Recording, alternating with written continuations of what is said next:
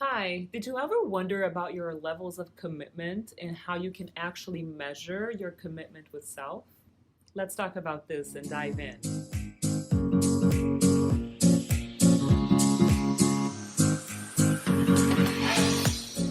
Hi, I'm Paola Ranova, founder of Ranova Enterprises and creator of the Cardinal Method of Life Connection. And today I want to talk to you about commitment with yourself and how you can actually measure that.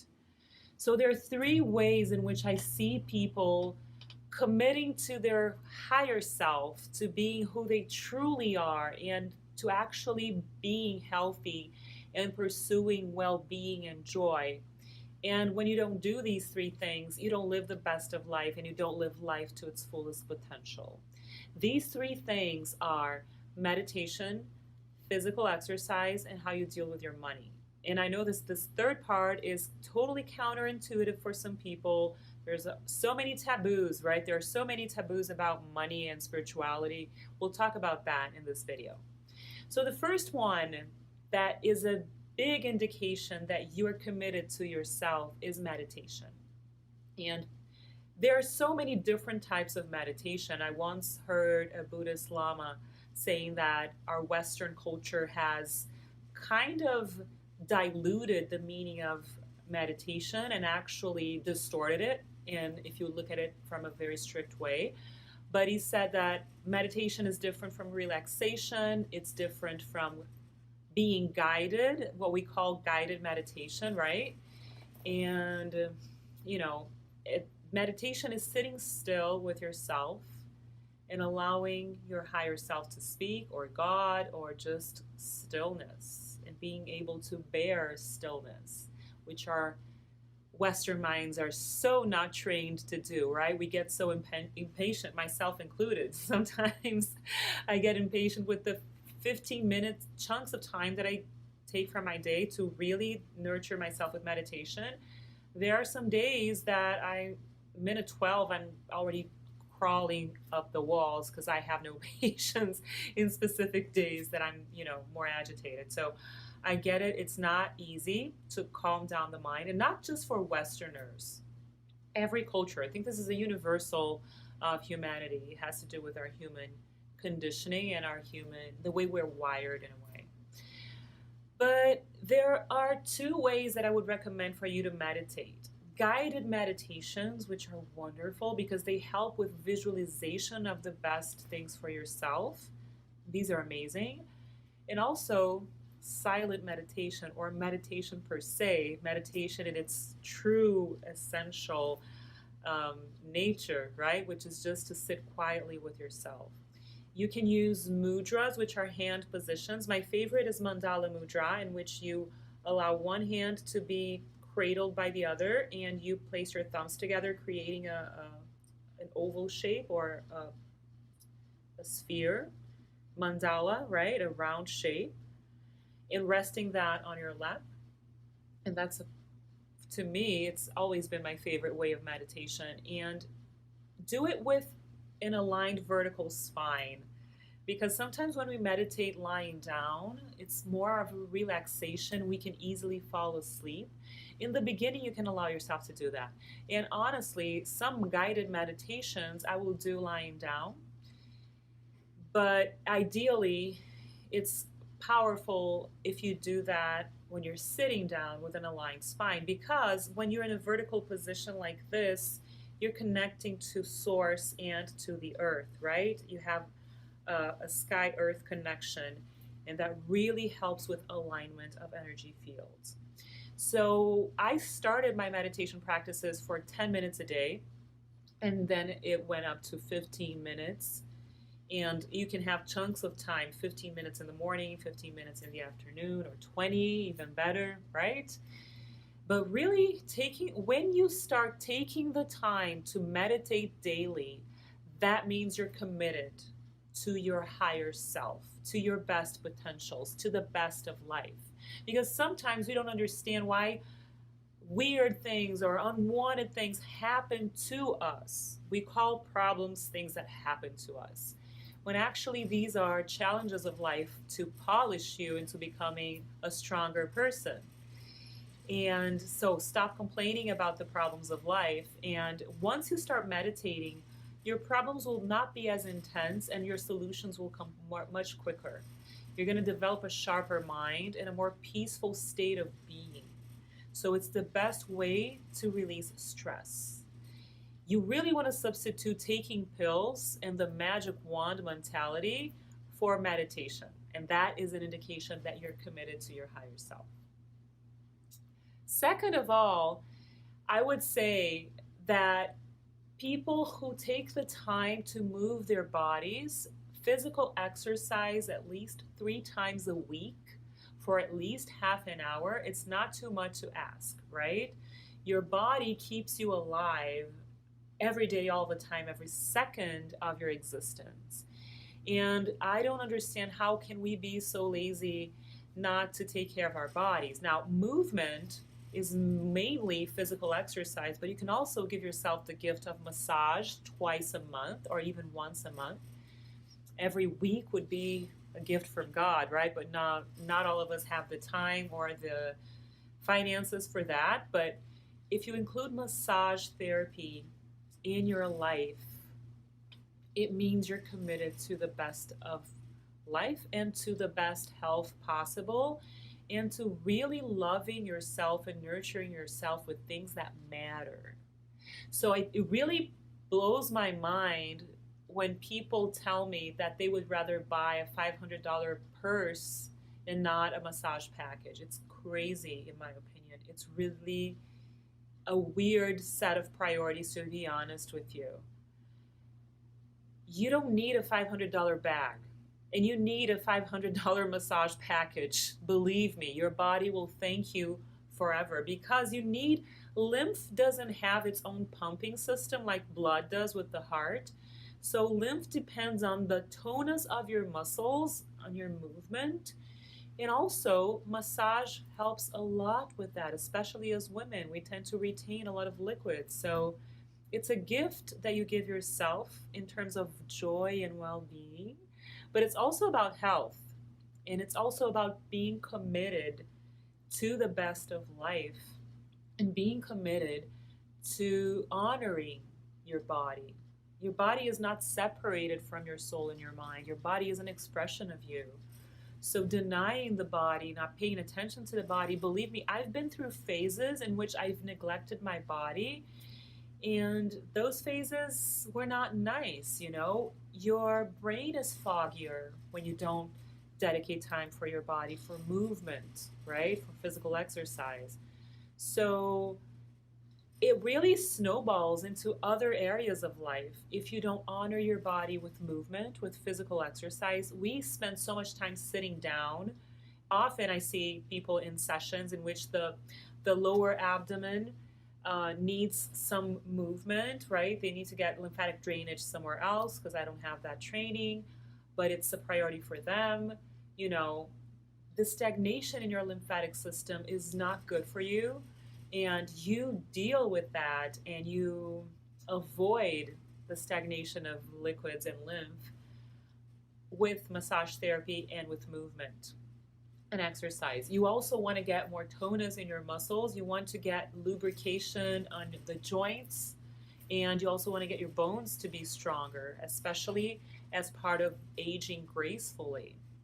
So there is no excuse not to move your body, and it's not too much to ask, at least half an hour 3 times a week. Come on.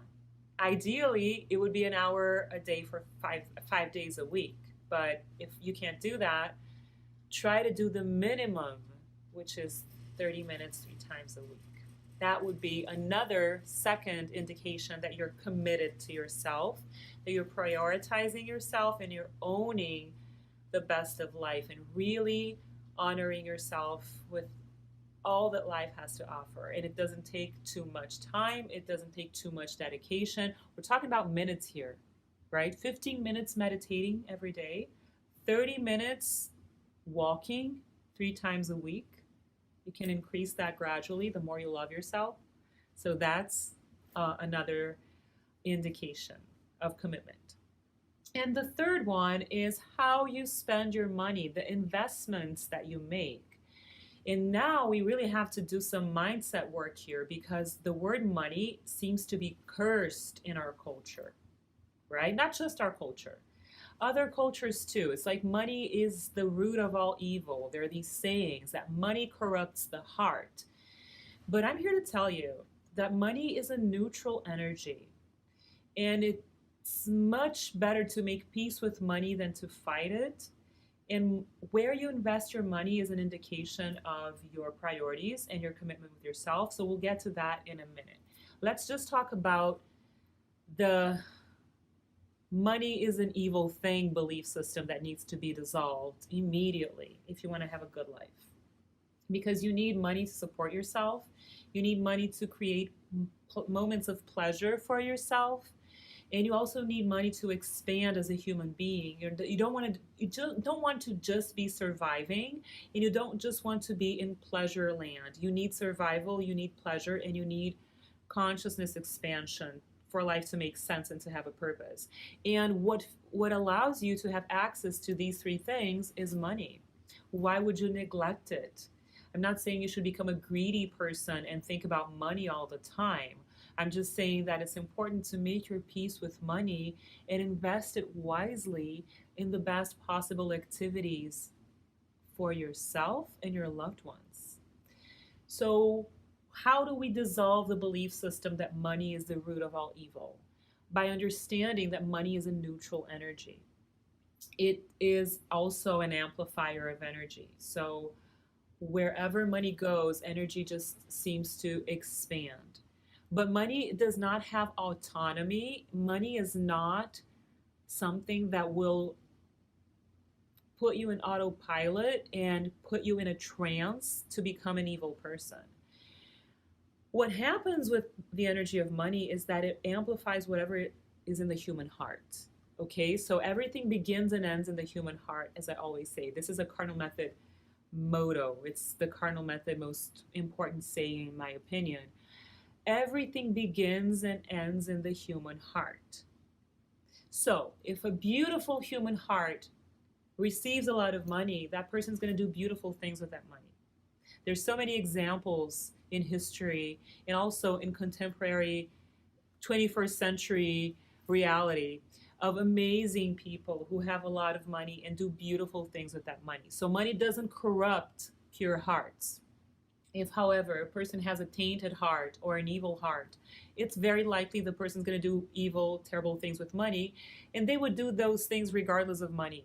Okay, so it is not money's fault. As thought-provoking and counterintuitive as it may seem to say this, I really invite you to wrap your head around another belief system and another idea in which money can be a peaceful thing that brings freedom to your life, that allows you to survive comfortably in the world, that allows you to have the freedom to create the moments of pleasure that you dream of and that you desire. It's not a sin to do that. I'm not even saying that you should live above your means. I'm just saying that making peace with money is very much part of your life quality. And investing your money wisely in things that make you feel happy, and also things that will nurture your well-being, prevent disease, and so many other good things that you can do with money should really be on your top priority list.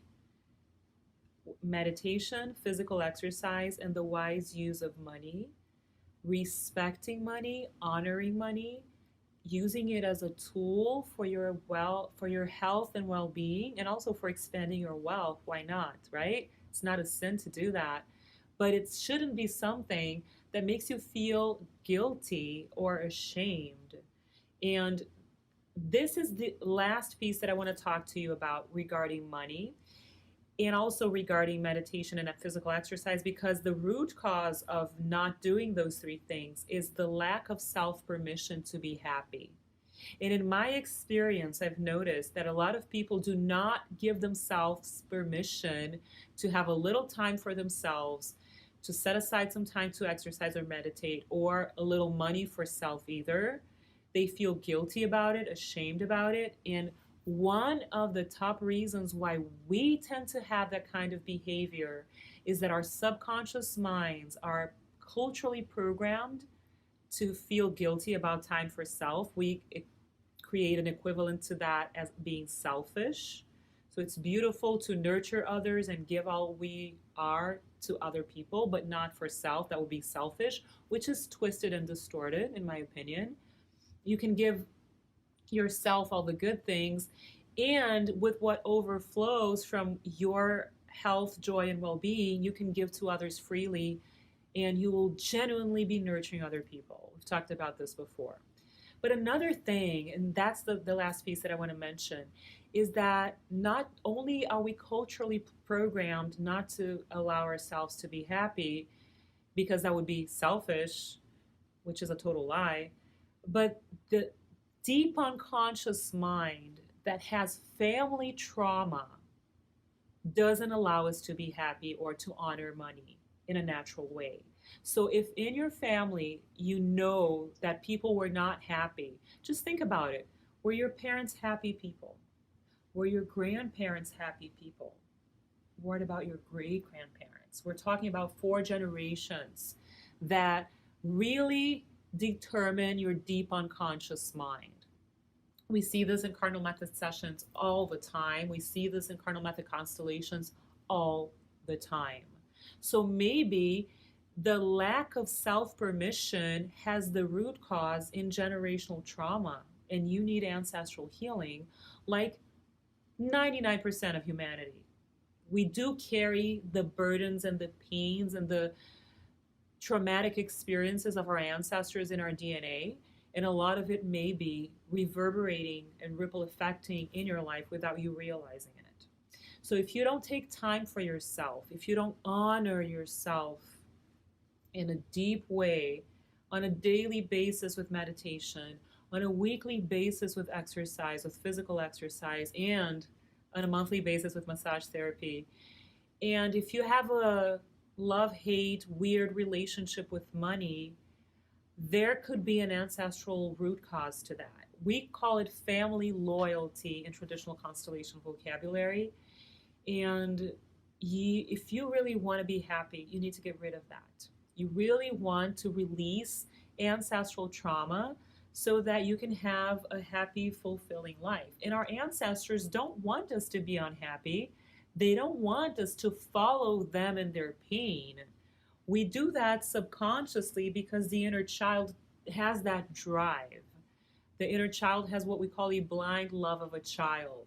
So that blind love of a child may be determining your behavior today, not allowing you to meditate daily, not allowing you to, honor your body with physical exercises and massages, and really creating a tumultuous relationship with money in your life. Because people who don't have a healthy relationship with money are in some level still in inner child mode. I keep talking about this regarding different areas of life, right? But this is another indication. If you nurture others too much, there's a wounded inner child leading your life. If you don't nurture yourself enough with healthy practices for self, and especially if you're afraid of money or if you disregard money, there is either and inner child behavior and unconscious family loyalty to any kind of financial trauma in your family. So what I invite you to do is to stop nurturing thoughts that meditation is going to drive you crazy, that you don't have the patience. Just try it. Just give it a try. And seriously, follow through.